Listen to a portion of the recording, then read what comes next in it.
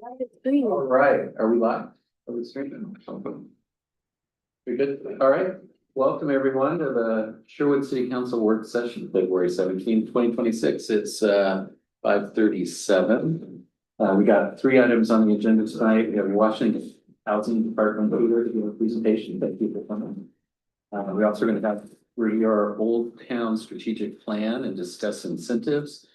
And we got an update on proposed state legislation in the 2026 session, which is going full steam right now down in Salem. So with that, I'm going to kick it over to Kristen and introduce our guests. Yeah, so I want to start off by introducing Megan. She wasn't able to join us last year. Megan is the shared liaison between Tigard, Tualatin, and Sherwood, the houseless liaison that we have basically one day a week. So we wanted to make sure everyone had a chance to meet Megan and kind of do that face-to-face thing. So I'll just turn it over to you. And if you want to introduce Liz and tell a little bit more about your experience here in Sherwood. Yeah, I would love to. Well, good evening, everyone. Thanks for having me. Mayor Rosner and council, happy to be here with you this evening and not super ill like I was last year. Like Kristen said, my name is Megan Cohen. I'm the homelessness liaison for Southeast Washington County. I've been in the role for a little bit over a year now. I'm here tonight to open up for Washington County, but since I haven't had time with you all, I just wanted to sort of provide a quick liaison update, high level. What are some connection points that I've had in Sherwood over the last year? So in the last year, I've really had the privilege to talk to a lot of Sherwood service providers that we have here. That's included the Sherwood YMCA, the Sherwood Senior Center, the library, St. Francis Church and Pantry, the Share Center and their McKinney-Vento liaison, and then some of the other pantries like Helping Hands and Willowbrook. So those are probably the main points of contact that I've had here in Sherwood. Some of the different things that we've connected on or worked on. Last year, I helped support the 2025 point in time count and organize that. I think it's maybe one of the first times where we've had outreach workers directly in Sherwood doing the count. So we did have folks down here counting folks. Portland State manages the point in time count for the entire region. They do it every other year. And so they release like a full report for the region. So that should be, there should be some data available from that. Other points of connection have included our street outreach services. So our street outreach team supports all 3 cities, Tigard, Tualatin, and Sherwood. We've done some introductions between like the library and some of our service providers so that they know who to call if they need somebody needs like that shelter assessment or housing assessment to get on the wait list for different things, which has been a really important point of connection. I've helped update and share some local resources at the library and just in various other places. I usually get like a ton of the street routes guides and then go around and drop them off with all of our providers twice a year. So like at the library and the Sherwood Senior Center, and just make sure that as things change at the county or locally that we're keeping that updated as we go. Other pieces have included coordinating inclement weather response, which potentially we might have tomorrow. We're on standby for inclement weather opening tomorrow evening. So that includes making sure police know where they can drop folks off and who service providers can call for transportation. We provide free transportation when our inclement weather shelters are open. And the closest one for us is Just Compassion's Shelter and Access Center, which adds an additional 50 beds during inclement weather activation.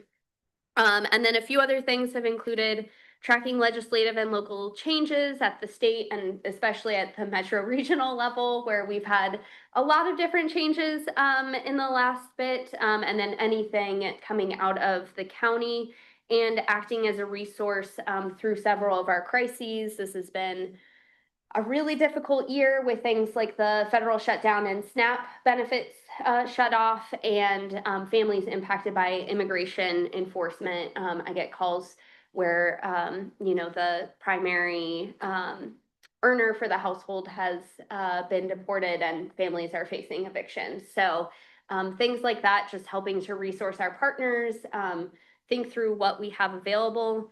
And it gives me a pretty good overall outlook, I think, on what folks are facing in Southeast Washington County and in our region in general. A couple of the things that I'm seeing are, one, we've had an incredible number of services come online, especially in the last year. So since January of last year, we've had 3 brand new shelters come online: Beaverton, Hillsborough, and Tigard, which has added 195 permanent year-round beds to our system, which is absolutely incredible. And the demand is even higher. So from the pit, we know that for every 10 folks that we're housing, 14 are becoming unhoused. Every single shelter bed, every family bed, every individual bed is full in Washington County, and they have wait lists of anywhere from like a month to several months. So at the point somebody becomes homeless, there's no quick, easy entry into shelter, and that's creating a lot of challenges in our system.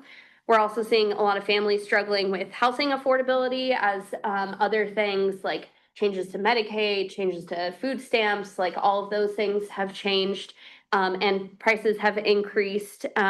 We're really lucky to have some really great local resources here. The number of pantries you guys have in Sherwood is incredible. But there's key things that we're missing, such as eviction prevention, which is pretty much gone at this point. We lost it at the state level, the federal level, and out of those county resources. So that has been a really big challenge. That's a good question. Yeah, of course. At the state level, what specifically did we lose? They cut about 50% of like eviction prevention funding in the last legislative session, the long session. So some things were redirected, like there's some other shelter funds, but overall there was a pretty critical hit to those eviction funds at the state level. And Liz actually is much more knowledgeable about that than I am, so she'll be able to share a little bit more. Megan, Yeah. really quick, when you were talking to the senior advisory committee last week, you mentioned not only the affordability issue, but the maintenance issue, and how the statistic for that was really high as well. Yeah. You used the terminology, I thought I wrote it down on my notebook, and it's in a different notebook. Do you remember what I'm talking about? Yes. Do you remember what that statistic was? I want to say it was like 40%. Yeah, it was, so we do like rent burden and then severely rent burden. So I know all of, the entire region is rent burden to severely rent burdened, which is household paying more than 30% of their income towards rent. Severely rent burdened, I think, is at the 50% mark. But even for homeowners, so the statistic was that homeowners. 35, I think, for homeowners, I want to say in Sherwood, and 40 for renters. And the maintenance component, there was not being able to like put the roof on or do those kind of things too. So there was the burden of paying the house payment and then the upkeep of the home. I don't know, I'll have to find it, because I was really, it was staggering to me. Yeah, I think one of the biggest like populations that we're seeing impacted are seniors, seniors that are on that have, maybe paid off their mortgages and are now on fixed incomes. But because of the cost of just everyday things and that type of thing, we've seen 80 and 90-year-olds in our shelter who are homeless for the first time. So it's really challenging, really sad. I'm not the most fun to have come out and present. But we're working really hard to figure out what those resources are. And I think most importantly, how can we make sure people know about them as early as possible so they can get on those wait lists and hopefully get those services as quickly as possible. So I think for Sherwood, one of my biggest goals is just making sure that we're connecting with the right people so that they know how to make those critical connections to our system, especially now that it's so heavily centralized that you have to have that point of connection to Washington County Community Connect in order to be eligible for things like housing support and shelter support. So I'm going to let Liz dive more into the sort of overall report for Washington County, but just wanted to give a little high level, and I'm happy to come back and answer questions, have more conversation, and if there are ideas specifically around like how we can improve some of those points of connections, that's a really big focus for me here in Sherwood. So with that, I'm going to turn it over to Liz. Thanks, Megan. Good evening, Mayor Rosner and council members. For the record, my name is Liz Morris. I'm the Rental Assistance Division Manager and part of the senior leadership for the Housing Authority of Washington County, which is also the Department of Housing. We're two entities in one. And we're honored to join you tonight, as I also use she, her pronouns, as we talk about the accomplishments that we've made responding to the housing and homelessness crisis that we see in our community. These accomplishments are only achieved in partnership with you, the city of Sherwood, and our other city partners, and the many community-based providers and program coordinators and organizations that we contract with for the fiscal year of 24-25. Our fiscal year is a July 1, just for context. We are here tonight with the city of Sherwood, as you'll see referenced in our work in community-wide as we built and continued to build our system of care that services both the city as well as the entire county. We're going to start with a brief overview before we dive into some specific pathways out of homelessness, housing stability, development and affordability, and supportive communities before we close with some collaboration and then what our next steps are. I'm driving, so I don't have to see next. Next. So just a little bit to start with, the Department of Housing Services adopted a mission and vision statement a little bit over a year ago, and it still holds true today. So at the Department of Housing Services, we envision a Washington County where everyone has an affordable home with the supports and opportunities each of us needs to thrive. And our work and programs are dedicated to serving our mission.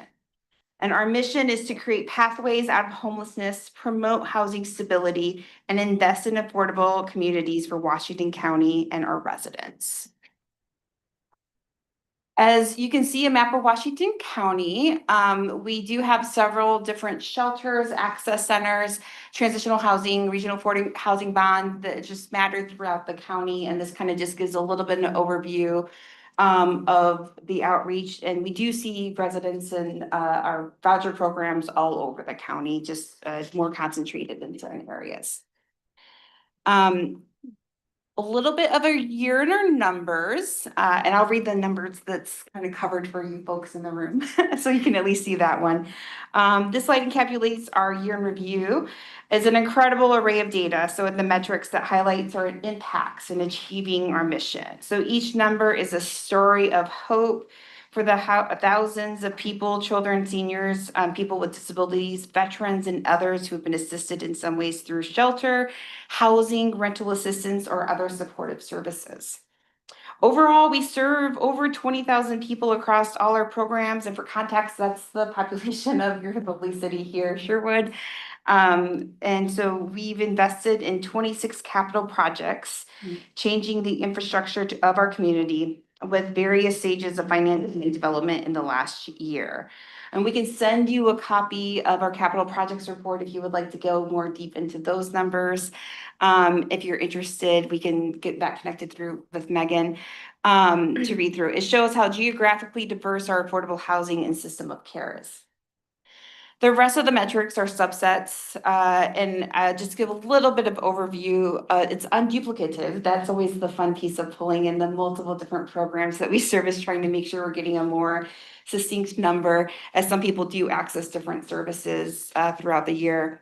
I won't read them all out loud, but I will share that it's 3,100 people who are supported with housing through shelter and outreach, and then 1,100 affordable homes. Those are the two ones that are kind of covered for you in the room. So over the 20,700 people that we serve. Majority of the people are served via long-term rental assistance, residing in permanent housing. So, but that need remains high. So 940 people experiencing homelessness. Again, that's the 50% estimated residents are cost burden, which Megan had pointed out. And then 4 to 6% vacancy rate from that report. So again, trying to make sure you can see what is covered there.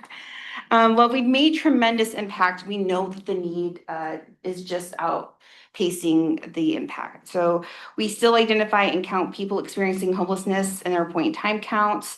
That had 940 who met that in the 2025 count, which, as Megan said, is done every other year. The good news is that that is actually seeing increase directly because we build out shelter capacity. So we're seeing those folks in our shelters where instead of necessarily unsheltered, which it's hard to see that that is good news, but it is a pathway that has been built versus where we were maybe 5 years ago in the community.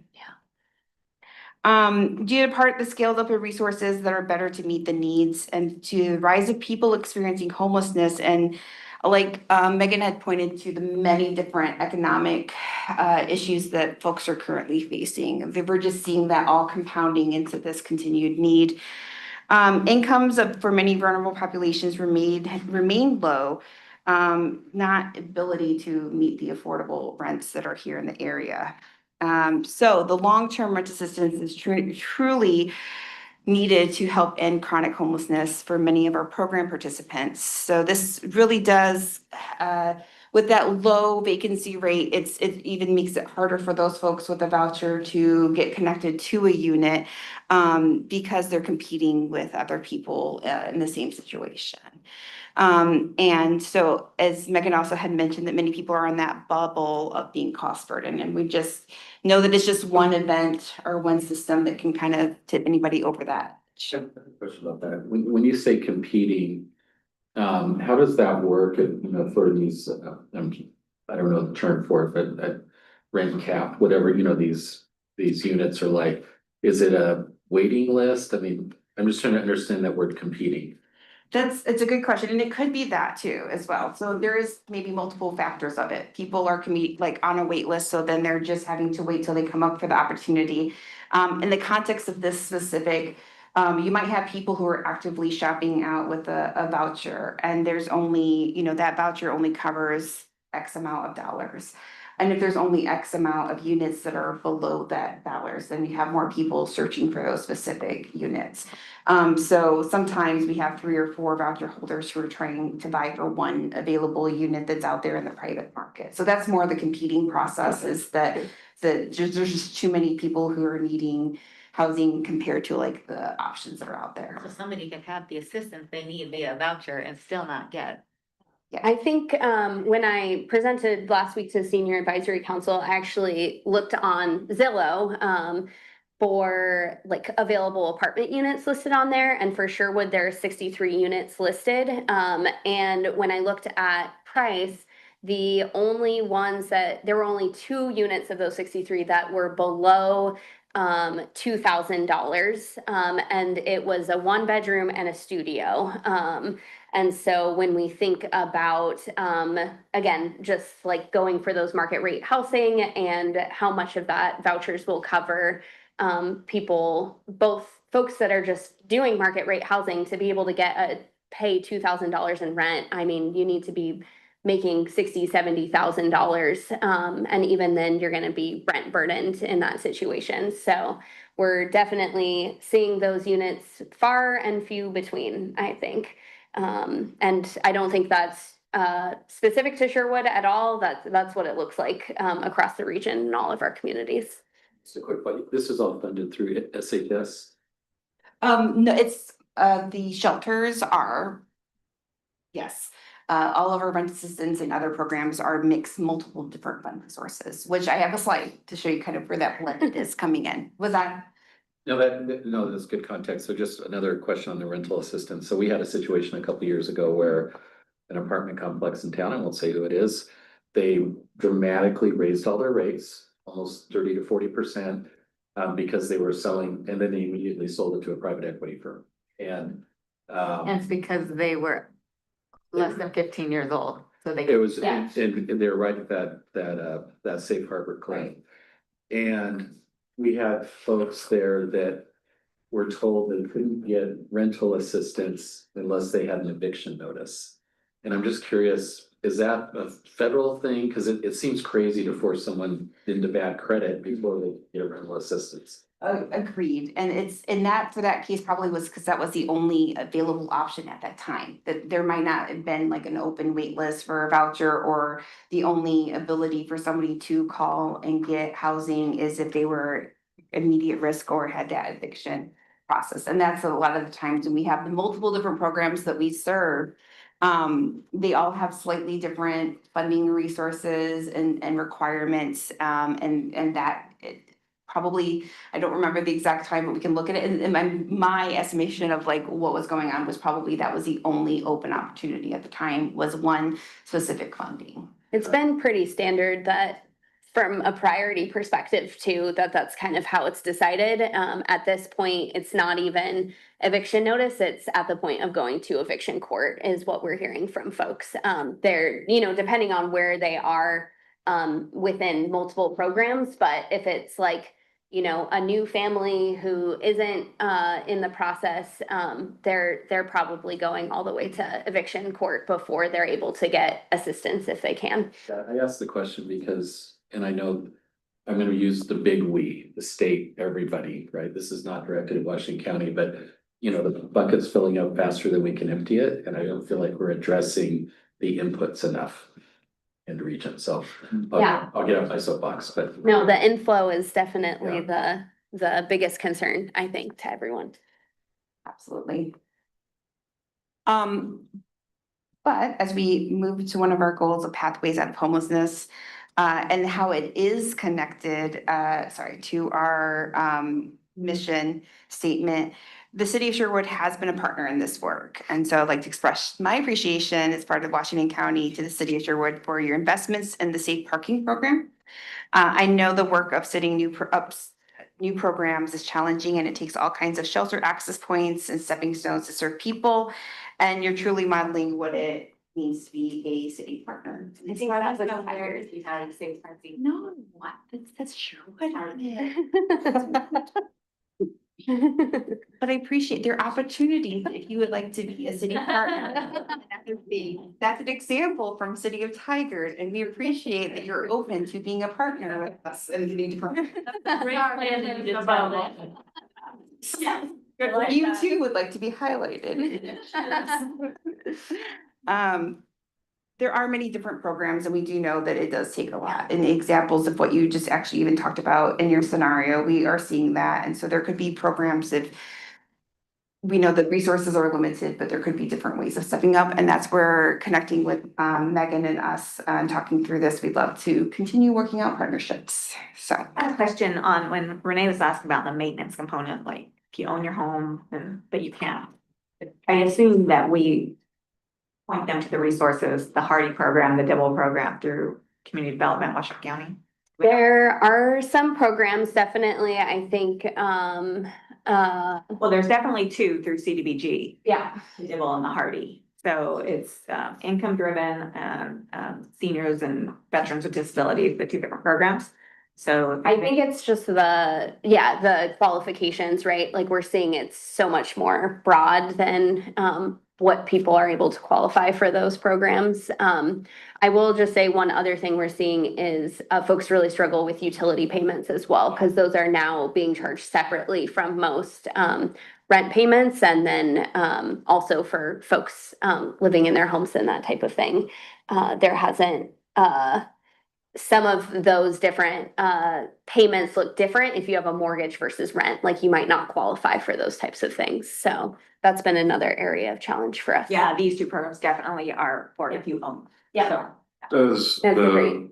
gas and power utilities have any rate assistance programs or those in need? Yeah, like PGE will do some. There's different providers that have, but it's pretty limited. It's like a one-time payment type of thing at a certain cap. So If you're hearing from anybody, we always recommend you refer them to like 211 hotline, because sometimes as money might ebb and flow in, there could be sometime one-time assistance Yeah. that is just available, you know, starting the month of March for some reason and then until it's exhausted. So that's always a good one stop. Yeah, that is a really good one. Has there been any organized effort at the state level to advocate that those utilities have a more robust program? Since they are the shining light of examples of incredibly accelerating rates. Not that I know of. Looking at just, and I know in the short session, we have such limited bills right now as is, so it'll be interesting to see what comes up in a longer session. Good questions. I know, we'd love to see that. Yeah.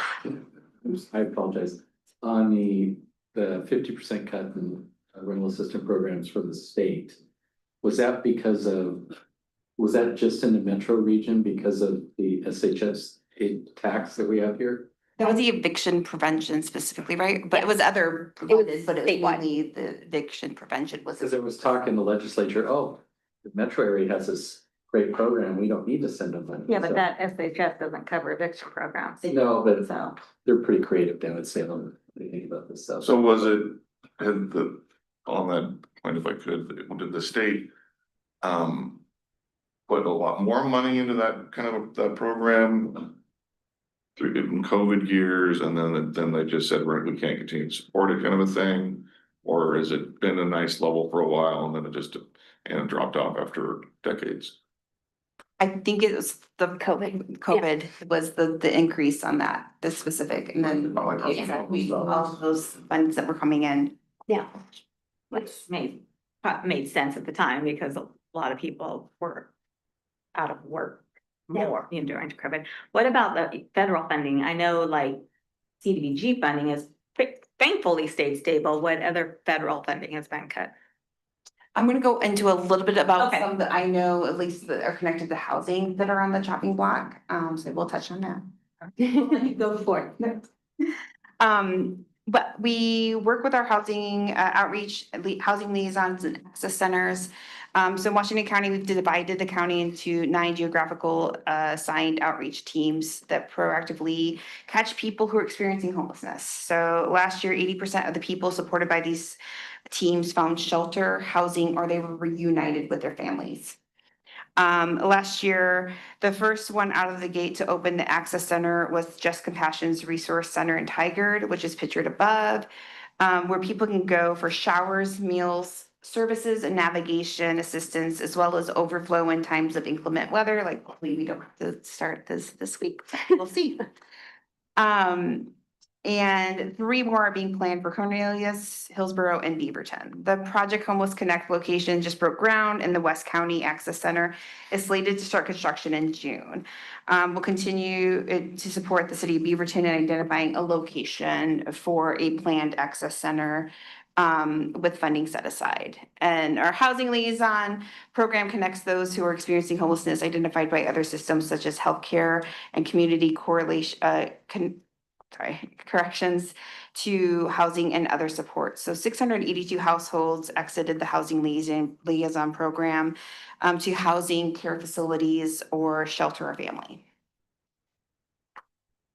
Our next stepping stone in our homeless service system of care shelters and transitional housing, which are meant to be temporary places of respite where people can go for a warm, dry place to heal and make a plan for permanent housing. So last year we funded and maintained more than 400 shelter beds across Washington County.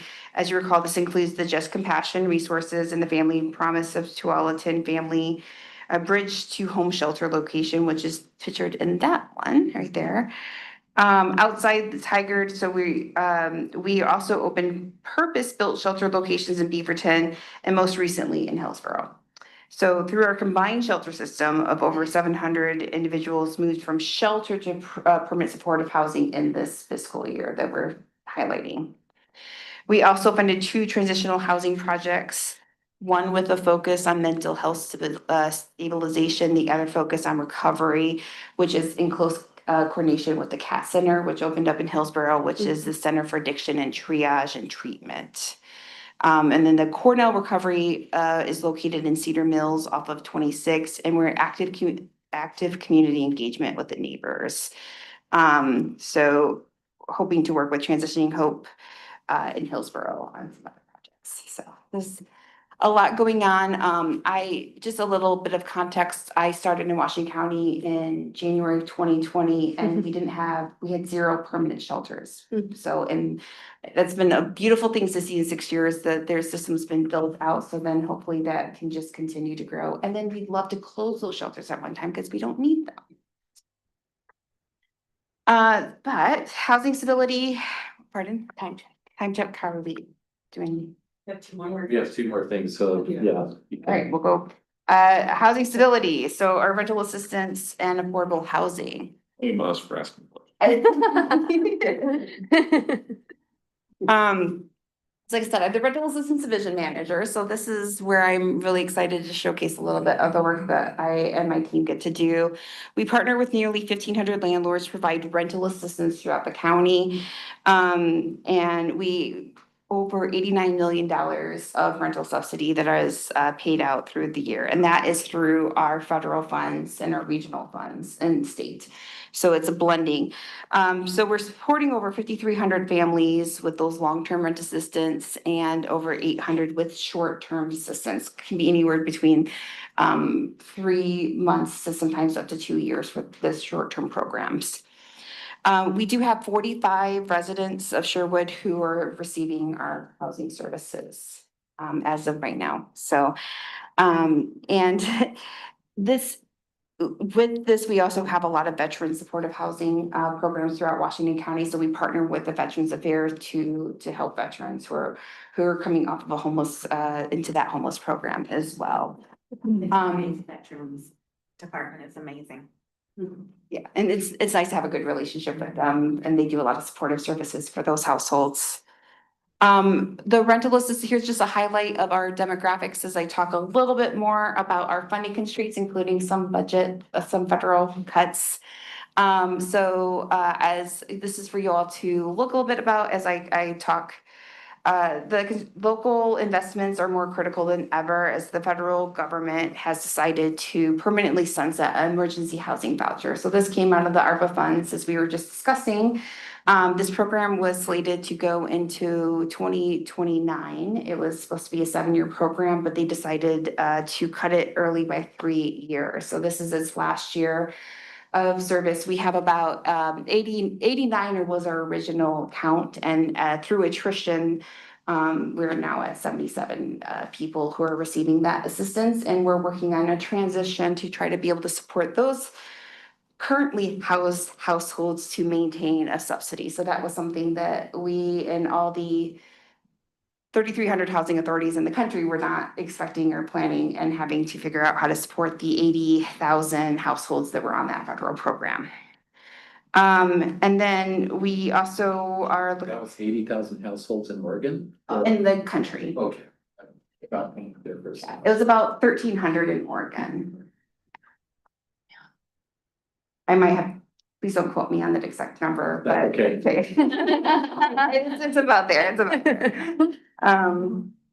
And landlord partnership is really important for us, as mentioning that we do have a lot of affordable housing partners with our long-term, but we do look with market rate, some mom and pop landlords who might just have a second home that they're trying to rent out from everywhere to bigger complexes. Moving into our affordable housing program. So the Metro Affordable Housing Bond that was passed in 2019, we were allocated $192 million for Washington County specifically, that we're on track to meet and exceed all of our goals. And we've expanding 1,019 new units in Washington County over 13 different communities.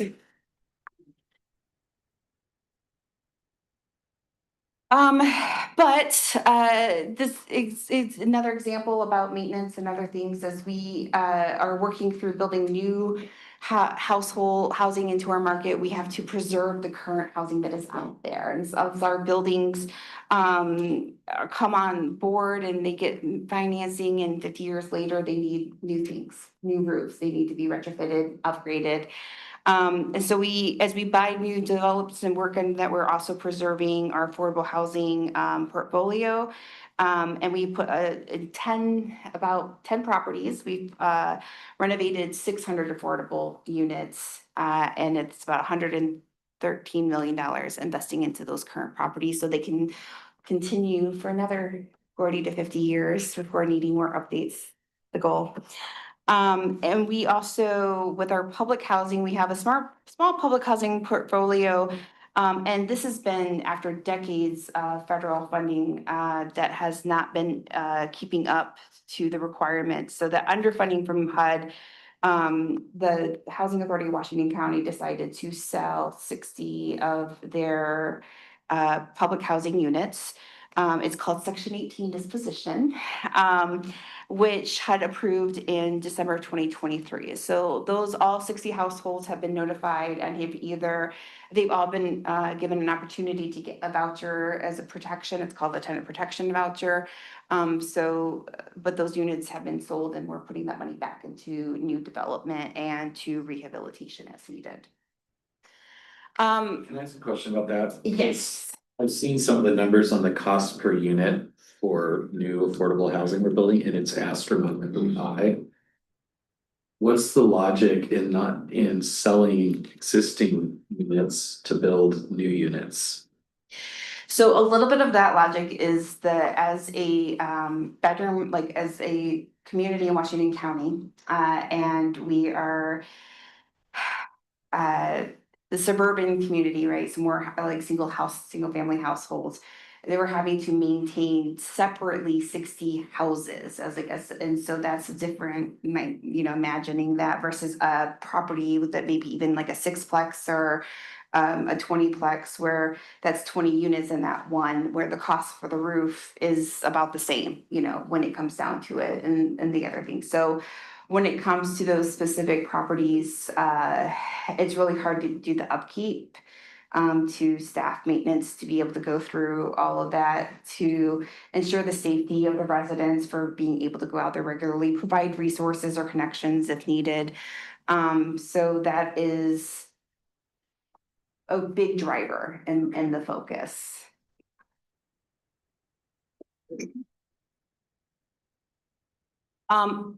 I do want to highlight there were a few, and I can't remember if it was 3 or 4 of the residents were able to buy their own homes. So it also created paths for home ownership as well. So there's some other bonuses to that exited, and the changeover.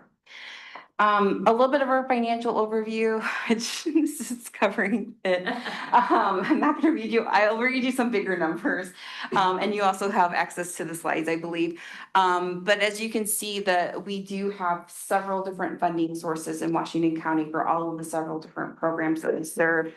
As we had deploy federal, state, regional, and local. They all have different funding requirements. And rental assistance division alone, my team has to understand how to implement 15 separate programs. And they all are just like slightly different of each other. They do a good job, but it's, yeah.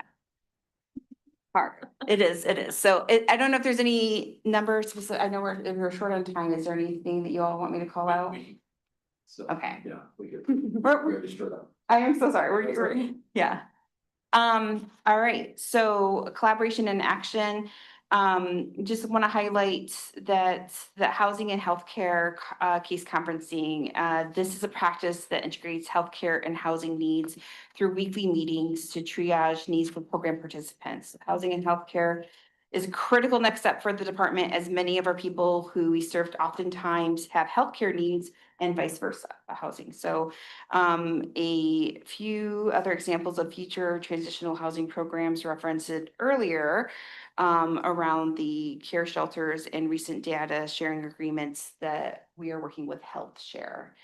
In addition to the healthcare collaboration, we have our 4 advisory bodies, which help to guide and advise our policies and budget recommendations. Those advisory bodies are the Homeless Solutions Advisory Council, the Housing Advisory Committee, and 2 groups that focus on people with lived experience. So a resident advisory board, which are residents of our federal funded programs, and then a lived experience advisory committee.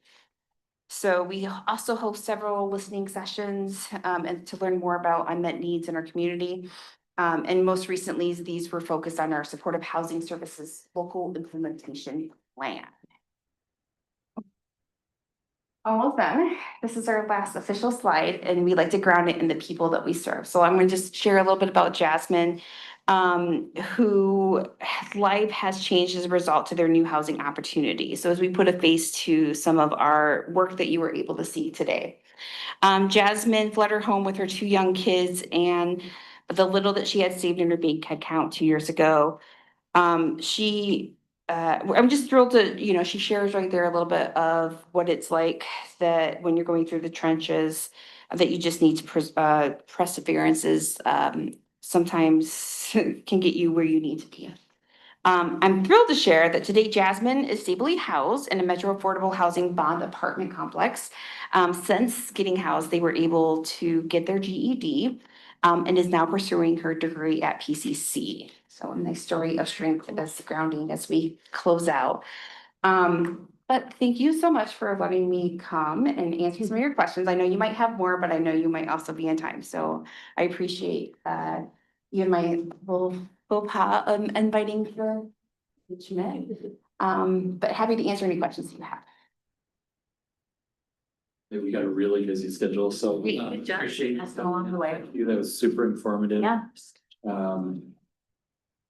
Looking forward to all the next achievements you make before you come back next year. Absolutely. And if you do have any questions, please reach out to us. You can reach out directly to Megan. You can also reach out to us and we'd be happy to circle back. Good job. Great. Thanks. Thank you. Thank you.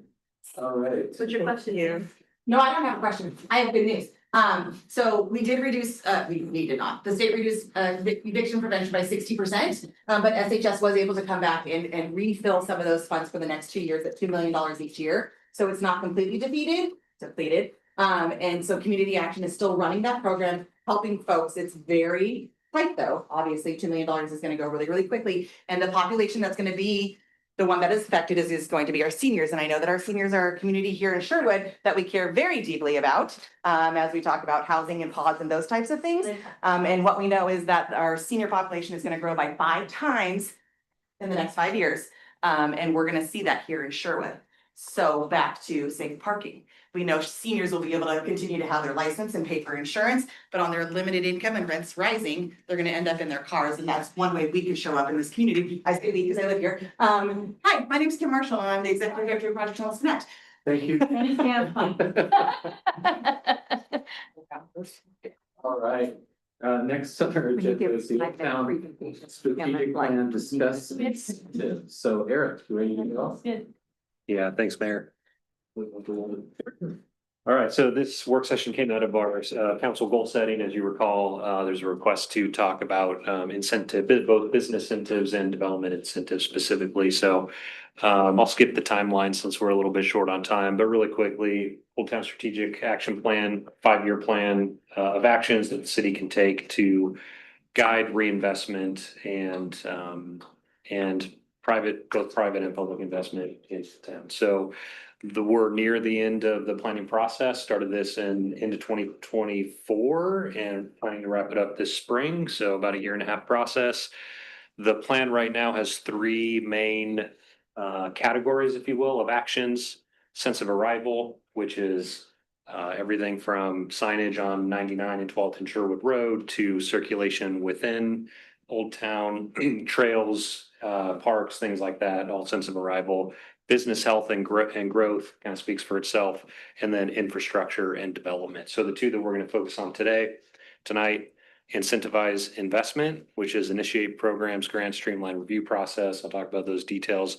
And the second is develop an infrastructure funding plan. So again, big picture, business incentives specifically, and then what I'm calling development incentives. So how do we encourage private investment that may not be a specific business, but actual developer real estate type investment? I'm actually going to minimize this if we can get this out of the way. So the Old Town Plan, these are the five main related to business, broken it down into financial and non-financial. And so I'll go over financial first. First one, fairly basic. It's in the code right now. It's a program that we had previously. Plan calls for renewal of that program, which is the facade grant program. So basically identify a source of funding and use the current code or revise that code or adopt new code, and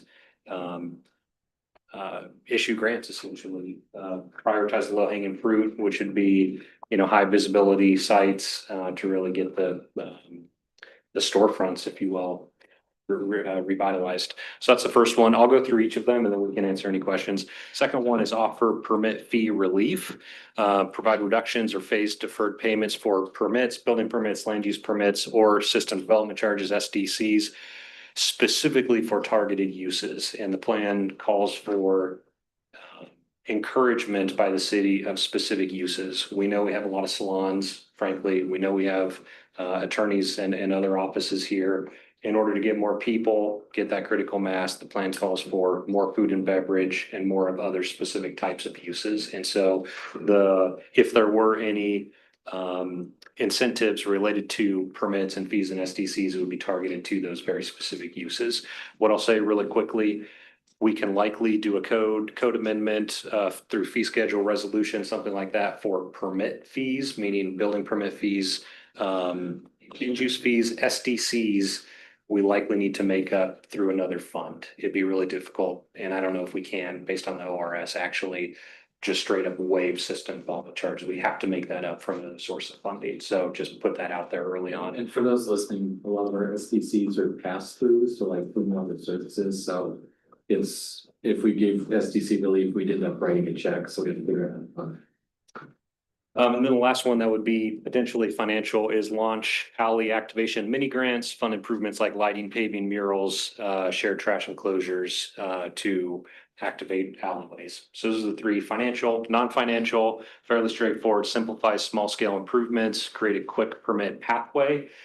This would be something that would be staff led. So basically for Old Town, if you're doing a TI, for example, frankly, the Old Town code can be difficult to navigate. It's very detailed in terms of what's required for architecture and planning review, things like that. So can we provide an overview for how to sort of get there quickly and potentially even update the code to get those TIs in quickly? And then the last one, which frankly we already do, but we want to really focus on that. Again, designated business liaison, which would likely be our dev manager, and really give the Old Town businesses, which are primarily small businesses, a liaison here at City Hall. So These are ideas that are gonna be in the strategic plan. We're not bound by them. These are, yeah. correct. These would be Opportunities to consider. opportunities. All of these would require, except for the bottom two, the top three, financial, they're going to require a follow-up action from the city council at a minimum through a resolution on the high end that, and when we get into the next development incentives, frankly, those are a little bit even heavier hitting, and those would all likely need to be through ordinance. So the plan gives you actions that you can take. And I would expect, once the plan gets adopted, that we come back for an implementation work session and start to talk about what the city council wants to implement as a first priority. Doug's guy's hand raised. Doug, Yeah, is this the time we can talk about these? right back Yeah. there. Doug, Nope. we're having an audio problem. Stand by. Of course. I can hear you fine, Doug. That's interesting. Hey Doug, we can't hear you. Brad's working on fixing that real quick. Taylor says he can hear me just fine. Yeah, I hear him.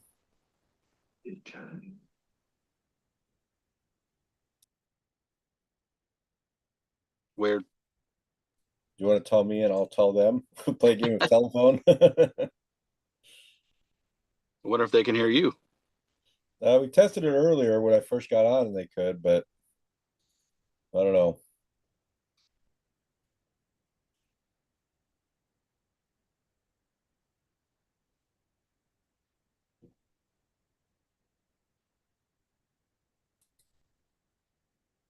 Well, someone should Backing continue. out a second.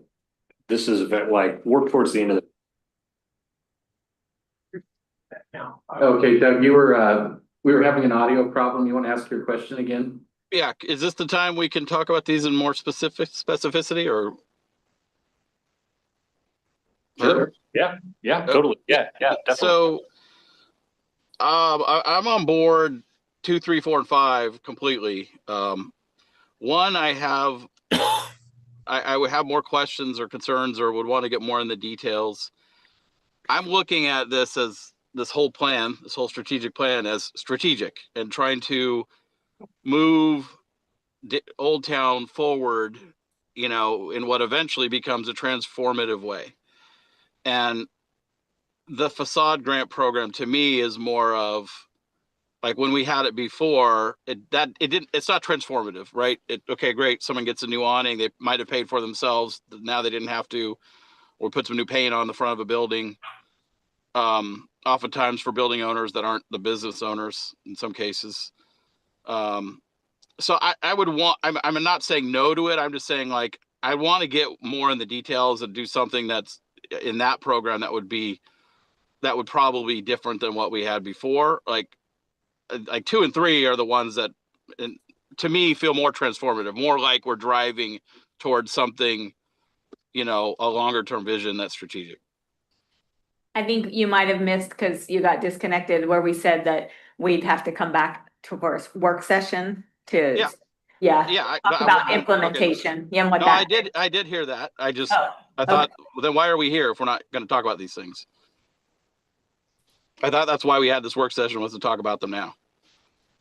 Yeah, just backing out a second, like if there's consensus that one of these should not make the list, absolutely, we'll take it off. There's no problem with that. If something should be added, like the URA, like we can add it, absolutely. That's what this work session is for. Yeah, I think part of the key is figuring out the timing and the path of, because there was the intent, the concept, once when we form the new URA that we would be adjusting the map. And we are getting close. The time when that makes sense. You don't want to adjust it.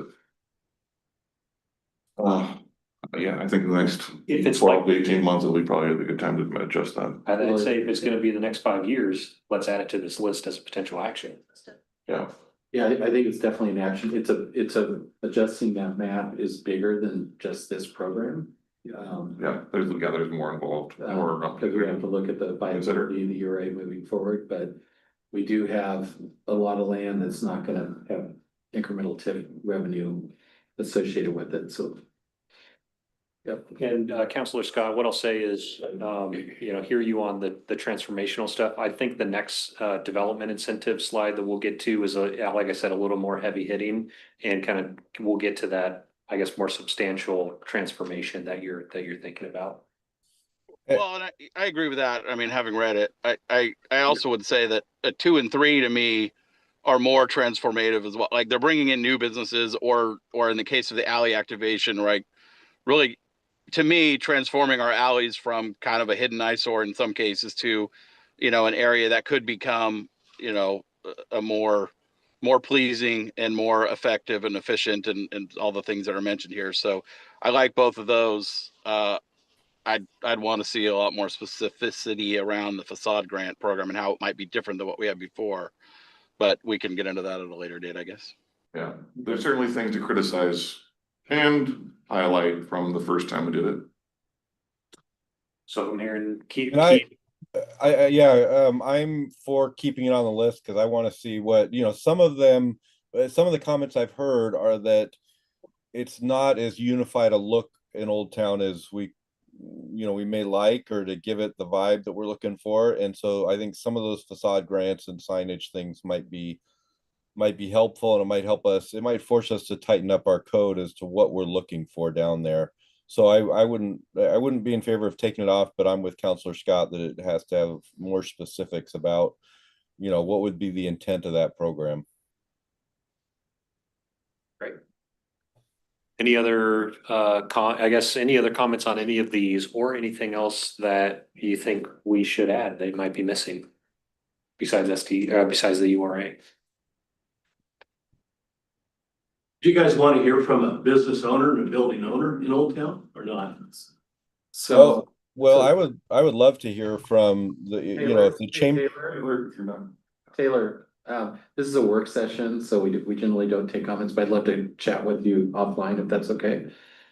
So I'd like to Yeah. know a little bit Okay. more about number 3. What would that entail? Our alleys right now are primarily unpaved, so they're gravel. On the very formal side, we could look at putting those alleys as a priority on the capital improvement plan. Don't want to get in front of, Rich and Engineering and Public Works, but there's a alley standard for alleys, so they would have, base rock pavement, potentially utilities, so it could grow pretty quick in terms of cost, but that would be the formal capital improvement, if you will, for those alleyways. That's kind of on the expensive end.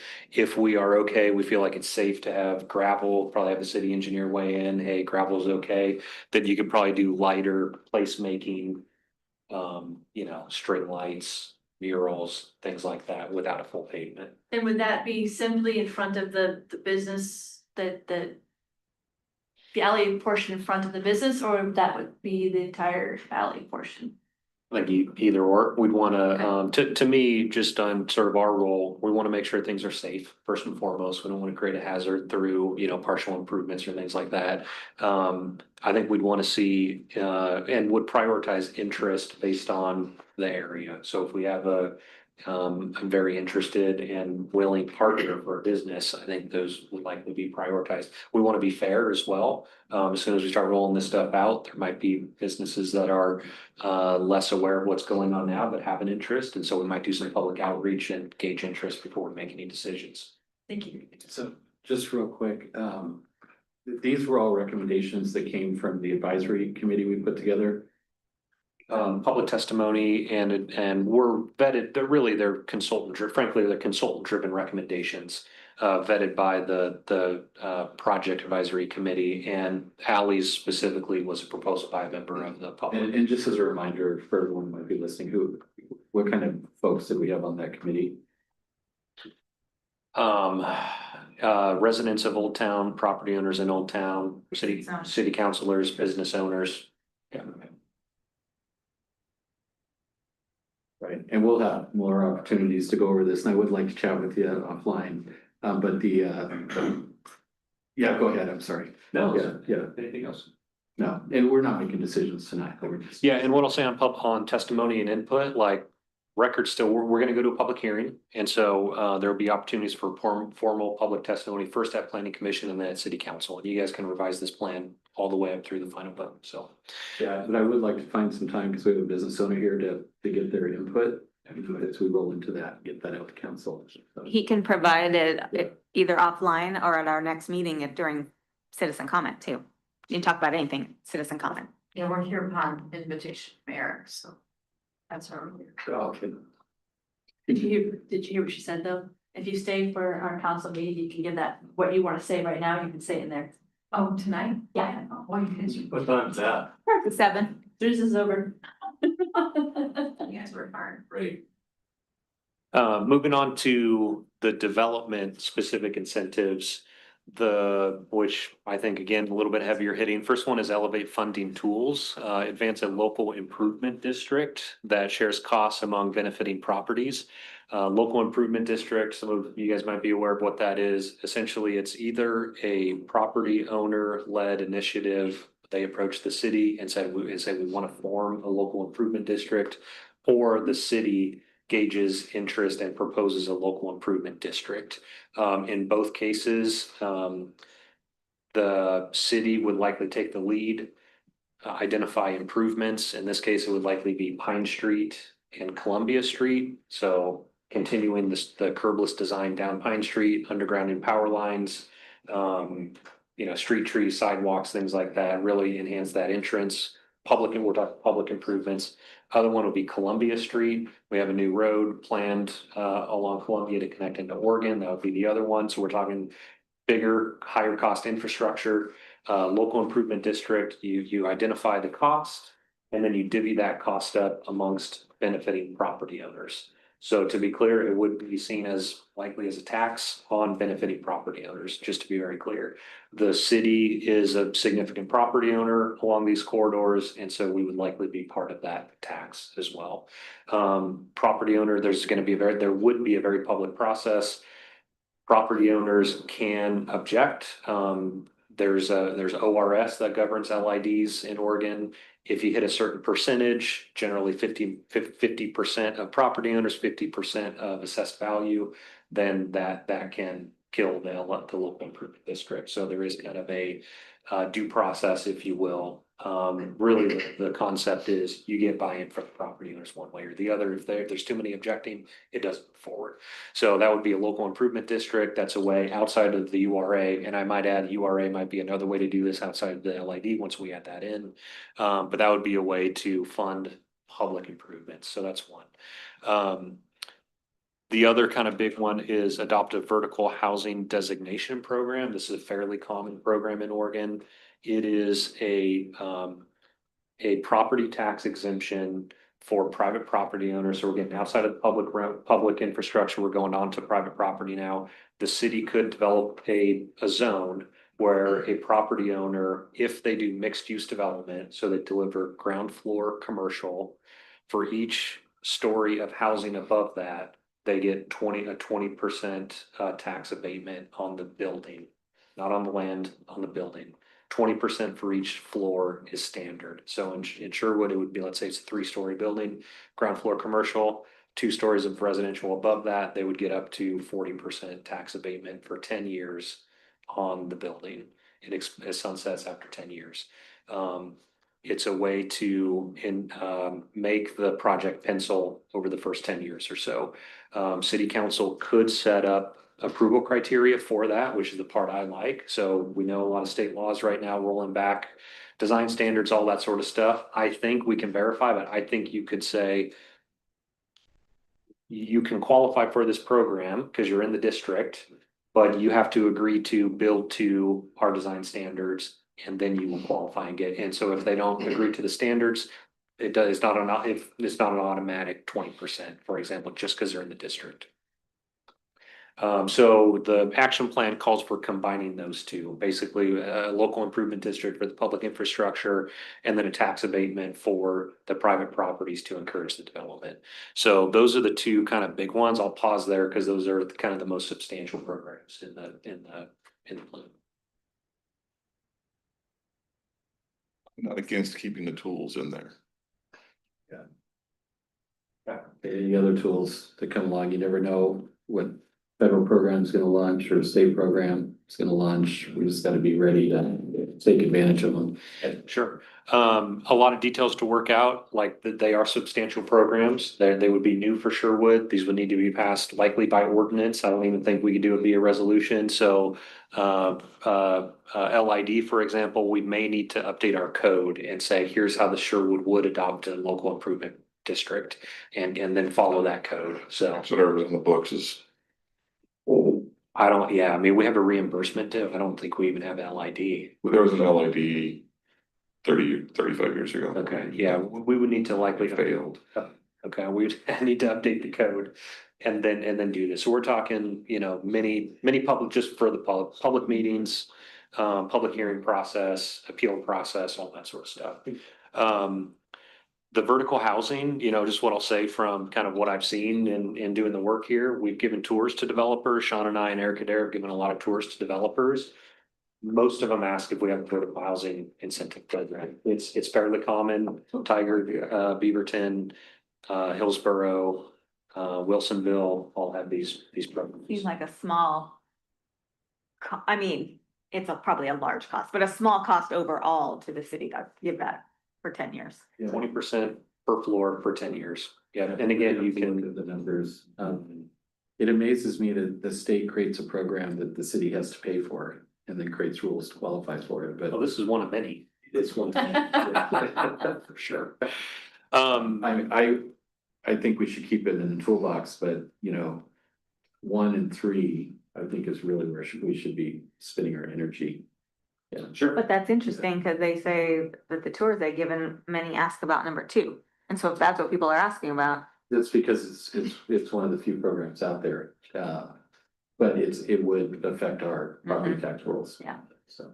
The other programs that are really common are typically based on income, based on either census tract or some other type of tract of land. It sure typically doesn't. We have a hard time qualifying for those for enterprise zone, for example. We have a hard time qualifying for that.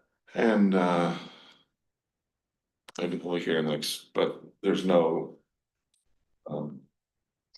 efforts in Salem on the enterprise program that might alter things to enable more of Sherwood to be eligible. I'm not sure at the state level. Because it still surprises me that there is these huge areas of Hillsborough that have enterprise zones. Stuns me. Yeah, the federal government did, there's like Enterprise Zone 2.0, they did revamp it, but they didn't change the income level, so we still don't qualify. I think it's a good segue into 3 and 4. So obviously, number 3, leverage grant state federal funds, and I'd say even like local funds. We talked about Explore Tualatin Valley. They may have be regional funds. Oregon Main Street revitalization grants, ODOT livability funding. I think there's a number of different grants that are more catered to a Main Street type program that we may qualify for. So we should definitely pursue those. And then the last one is actually related to number 1, and then it just says, you know, if we set up an LID, the plan encourages the city to participate as a property owner and not put all the burden on private property owners. Those are the big business and development incentives in the plan. back to number 2. So I understand your point, but if a project like that were to come, if it doesn't come, we have 0 property tax. If it comes, we have 80% property tax on our roads. We have to look at a case by case Yeah. basis. It's just, it's a program we're funding. Yeah. As opposed to like number 3, which we're bringing state, federal or regional money into the city. I mean, we always want to use other people's money, but we also want to be attracting businesses that we So want if to there's come here. in the number 2, I'm not, you know, I'm not as familiar with it, but I get the concept. It would be in a very real way, it would be similar. The same kind of bucket of like a project specific URA. So we're getting a benefit, community benefit, we're housing, and we're deferring, we're agreeing not to get at the full property tax value, for 10 years. Into the general. With the idea then that we'll have the project complete after 10 years and we'll have the better benefit than we would have otherwise had. And I'd say without the loan, actually, the city takes out, right? Because it's gonna be private investment. Right. I like that I think- comparison of the URA. And I don't disagree with that at all. Part of my lens on this is the plethora of bills in Salem where they're granting us the right to raise our gas taxes or give away property tax to fund some of these things. We're really trying to encourage the state to get involved in some of these programs. So. Tools for the toolbox. Yeah, you know, the amount of programs and things that were available to cities, you know, pre 1980 and compared to today is night and day. Yeah, I don't know if Taylor's hand is up. Taylor, do you have a question? Yeah, so I would love to also hear, you know, we talked a little bit at our goal setting about the doing a Randy? workshop or something with the builders, because I know that there's some people that are interested in Old Town, and you talked about how there's several that come and are asking for incentives, but I would love to hear other ideas about about being creative on that kind of stuff, because I don't want to always catastrophize and assume the worst of, Salem or other people. If we can put out a vision here of what we are looking for and what we want to build, and see if any of these people can come to the table and help us with, maybe being creative about some of these funds or funding sources. Yeah. A question. With any of these, do we have discretion on a case-by-case basis? Or once we say that we're doing, let's say this vertical housing, is that then open to any project? I think you could set approval criteria and you would have a fair amount of discretion. It wouldn't be. You wouldn't be, I don't think our hand wouldn't be forced to approve, just kind of, as long as you develop, you get it. We could likely set it up that the city council has the discretion. Yeah, through.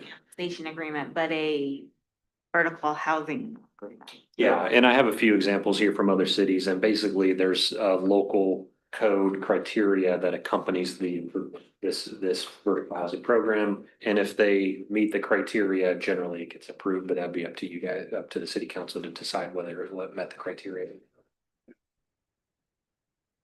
Great. Thank you. Yep. That's it. Next presentation. Yeah, so our third item on the agenda is the update on proposed state legislation, and then I have a quick, just 5-minute thing at the end.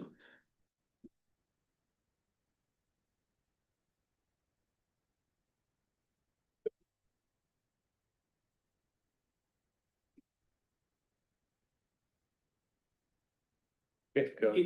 No. Right here, maybe, right this one.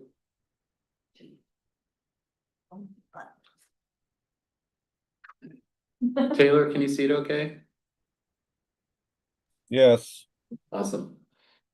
Go for it. All right, so in the 2026 short session, started earlier this month, will end early February. I really only have March, we're in February. Only have three bills to touch base on.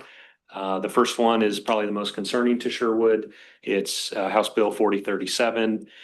This was proposed by the House Interim Committee on Housing and Homelessness.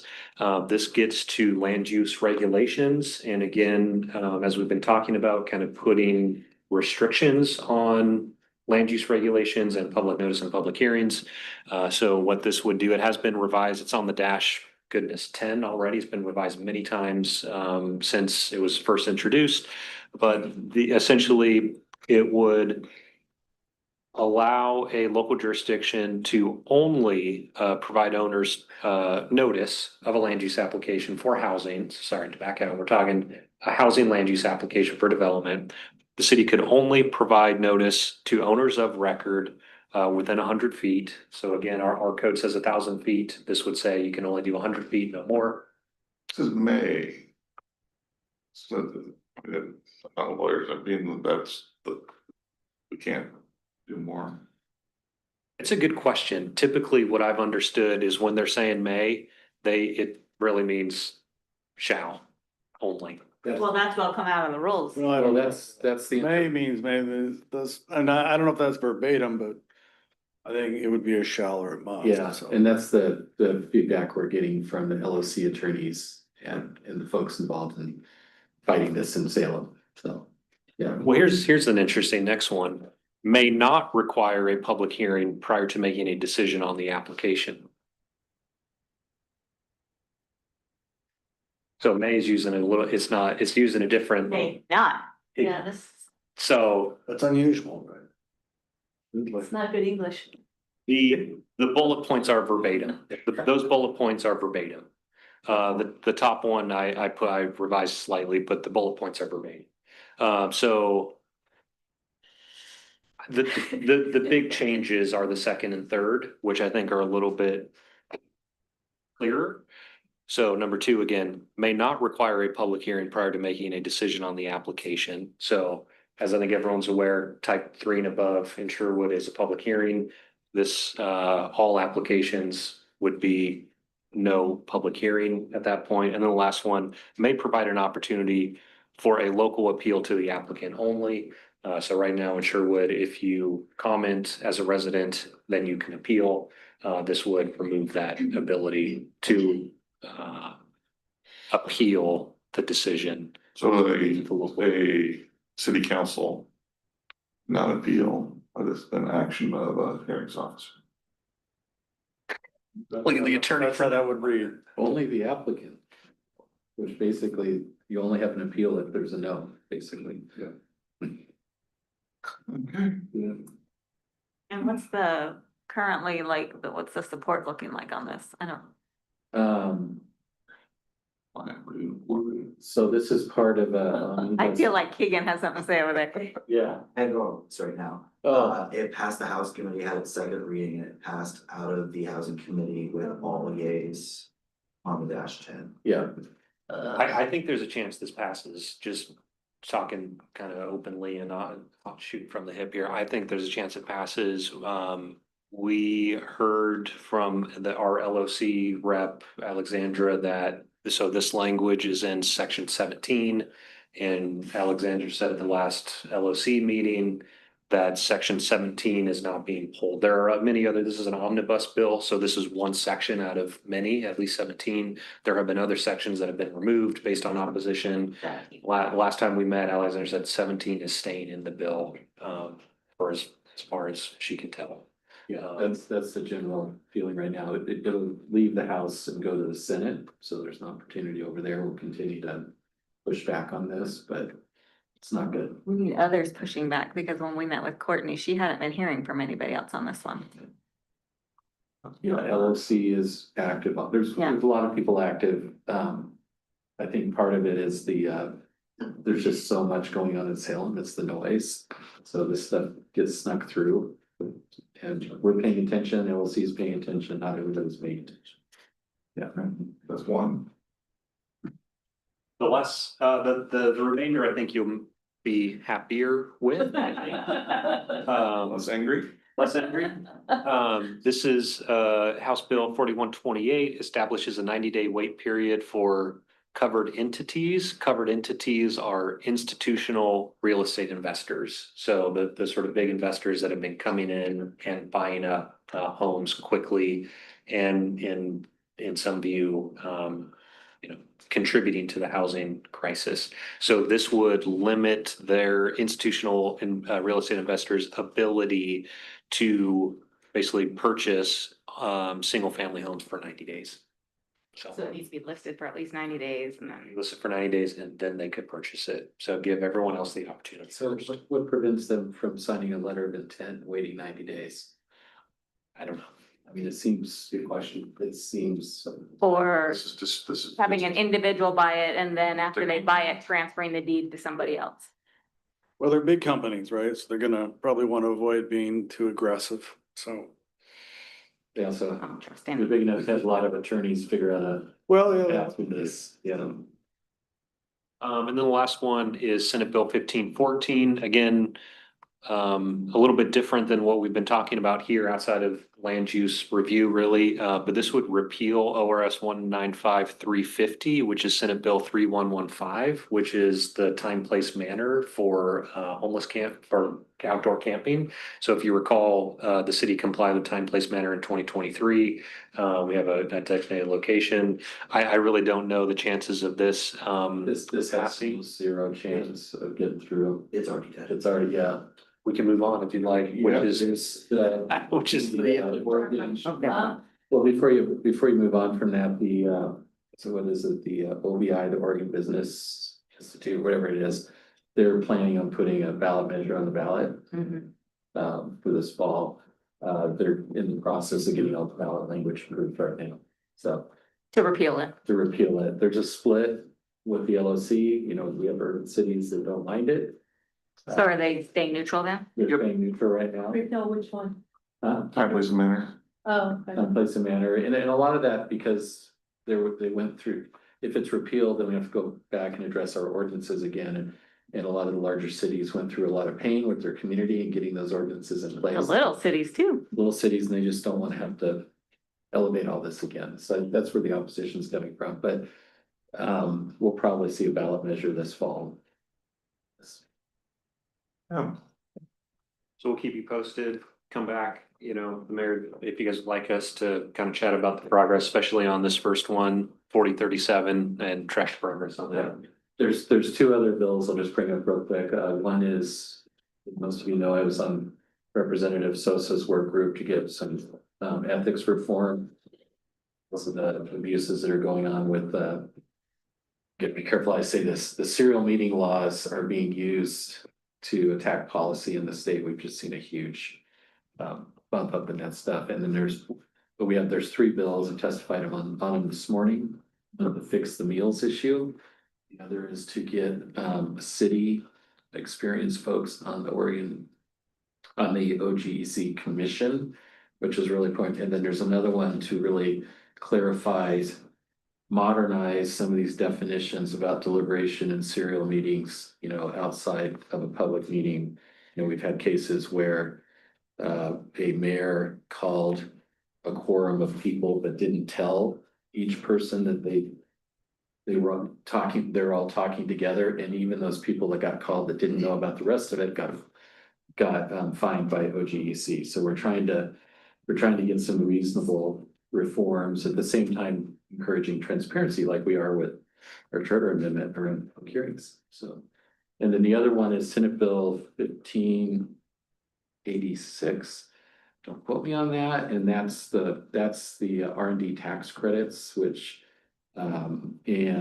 expanding some land in Washington County so we can attract more tier one. A Jobs Act. The Jobs Act, yes, so we can attract more tier one employers, which we directly benefit from because we wouldn't have Lam Research and NSI and all these other companies. We don't have that tier one investment. And a lot of the programs that were put in place, like in the 80s, we repealed the unitary tax, we put the SIP program in place, we put gain share in place, and now a lot of that is why we had Intel and all those large companies come into the state.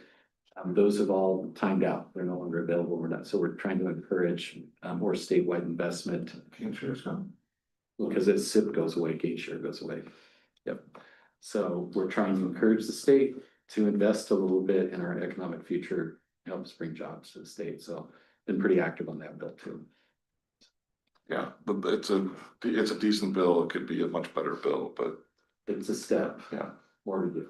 It also looks like the transportation bill is gonna get on the May ballot, probably. It got out of committee as well. Yeah. I testified on, I sent testimony on that one. We'll see. I expect some shenanigans on that. I don't know. Anyways, Follow the Constitution, legislatures. So, by the way, thank you, Eric. Just one more quick thing before we go. So, the governor did a letter to, I think it was Kristi Noem, Yeah. if I remember right. And and all of us have been receiving a lot of email from our community about why didn't we I've got. The governor's letter asking me to put my name to the letter. Well, let me finish. 31 mayors. So, it's been interesting because I've gotten emails from people thanking me for not signing a letter, and emails from people that are upset that I didn't sign a letter. Whenever. Let me finish. I'm getting there. The fact of the matter is, not all mayors in the state were even asked. When I was asked, it was like within 24 hours, so there was no time to bring it to you. I wouldn't sign something like that. We need to talk about. And so that's kind of the history of why we're at where we're at with that letter. That being said, having talked to a couple of you, and we thought it'd be a good idea if you guys are up for it. I do think it would be great for us to make a statement to our community. That's kind of how I view it. I'm all about protecting our community members and making sure our community members who are at risk know what their rights are and what their resources are and have stuff like that. So to do that, because we can't do that, we can't all get together outside of a meeting like this and put that together. I thought it'd be a great idea to have 2 or 3 of you go off and put together a statement that we can all get behind and do it as a council. I'm not necessarily suggesting we write a letter to Kristi Noem. I think that's performative. Just a statement to our community about our values, where we're at, what we're doing, how we're helping them. So, and then Cameron's volunteered to be on it. Do I have a couple of, Dan, is that something you'd like to do? Yeah. Anybody else? Great. I'd like to do it as well. Then just, go ahead, let. Okay, all right, so it's Taylor, Dan and Kim. So maybe over the next couple weeks, put some together and then we can review that as council and get a statement out there. All right, I like it. Awesome. Thank you, everyone.